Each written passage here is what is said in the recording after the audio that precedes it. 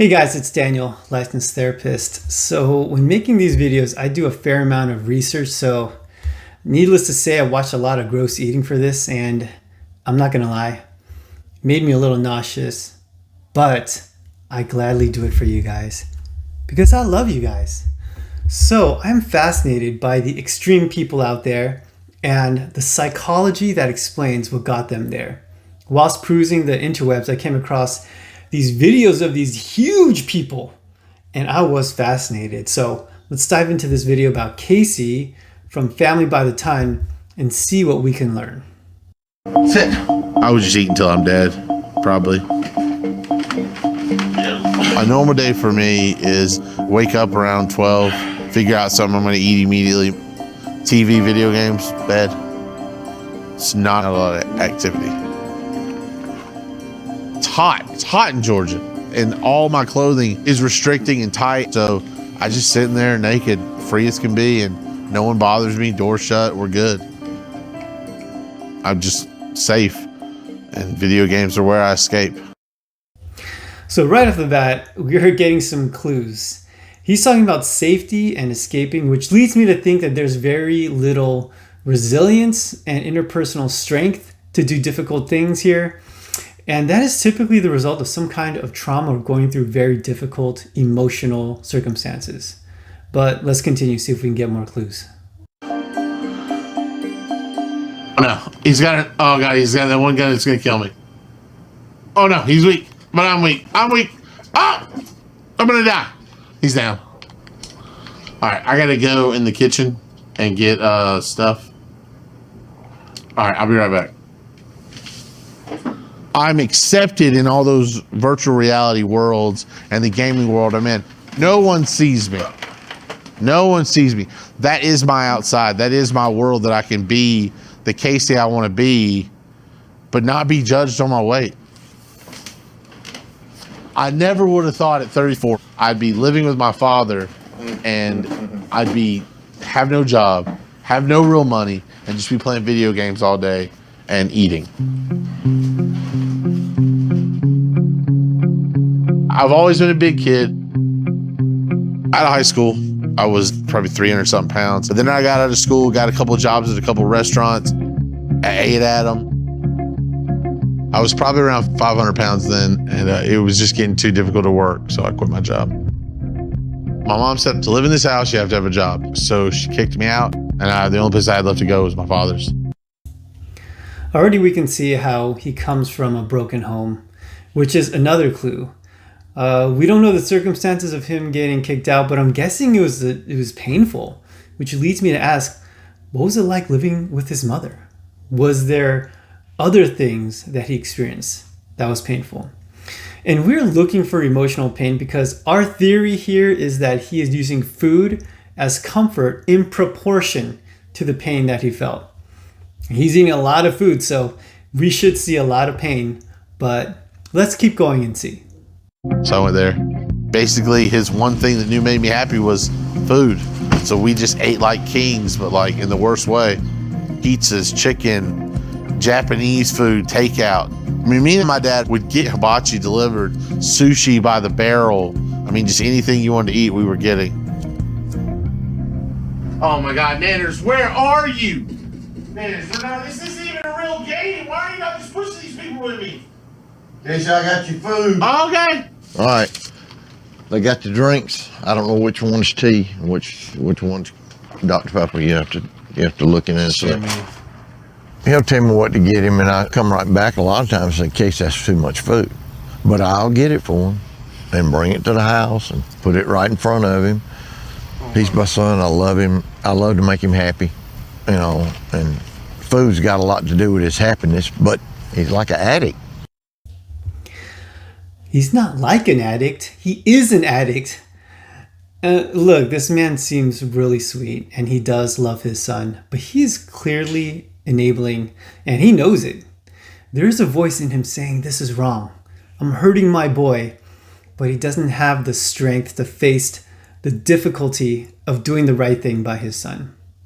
So in a sense, he's an addict, and his drug of choice is the high of seeing his son momentarily happy. Let's move on. about food. Well, I have bad news. You did not get your right order. Are you kidding me? No, you didn't. Because if you ordered yourself a meal, it's not in here. Well, whatever. Here you go. There's your lunch.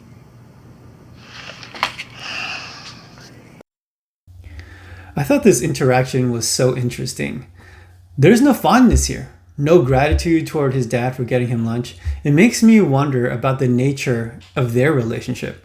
I wonder if he blames his dad or if he sees his enabling as him being weak, so he lacks respect for his dad. Either way, I think we can see how his relationship could be a source of pain, which would explain him escaping to video games.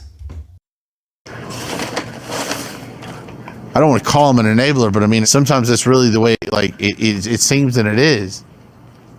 I'm not buying the groceries. I'm not buying the frozen pizzas. I'm not buying the chicken wings. There's someone facilitating the food coming in, and it's not me. It's someone else. It's very tempting to call this guy out for not taking responsibility, for shoveling all that McDonald's down his throat. But I will say he has a point. His dad is enabling. He didn't pop out of the womb like this, and I can't help but think that his dad, who must have had a huge hand in creating his psyche, is somewhat responsible. But yeah, Casey, you should take responsibility and not shovel all that McDonald's down your throat. Let's keep going. I'll let you know what we're going to do as far as supper. Yeah.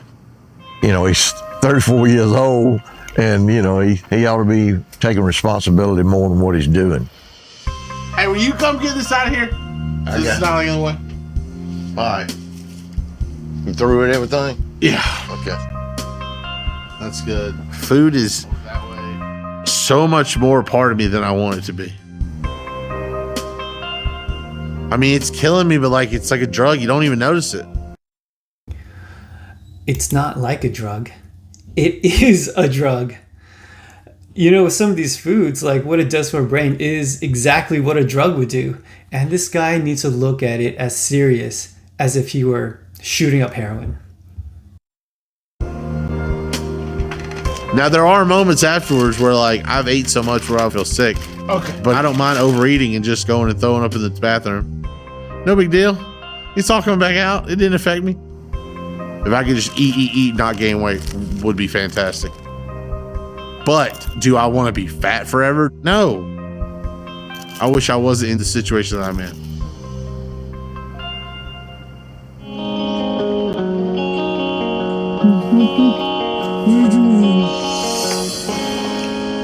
So I bathe outside this trough currently because I cannot physically bathe in a sit-down bathtub or stand-up shower area. Oh, this is slippery.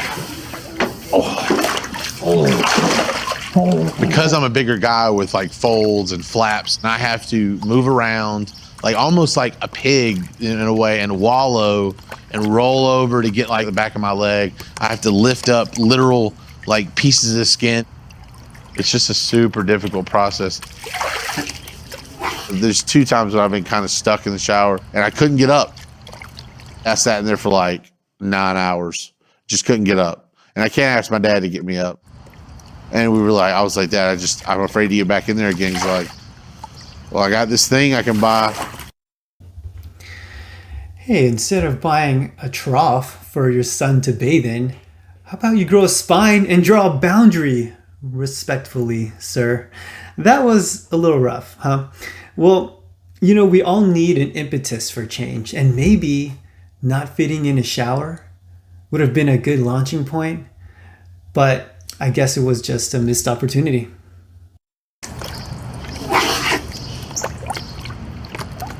It gets old, and I get tired of it, and he should be more active, but he's not. He's just there. He's just there.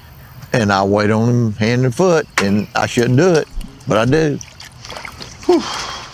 I love him to death. He's my son, and I feel obligated to wait on him. I shouldn't feel that way. I wished I didn't. I shouldn't, but I do. Dad here is passing the blame a little, but now we see that he knows. He says, I shouldn't, but I do. He says it a bunch of times. And so he knows what he is doing, but he just doesn't have it in him just to stop himself, which is sad, right? Imagine hurting the person you love the most because you don't have the courage or the strength to do what is necessary. It's actually a really sad situation.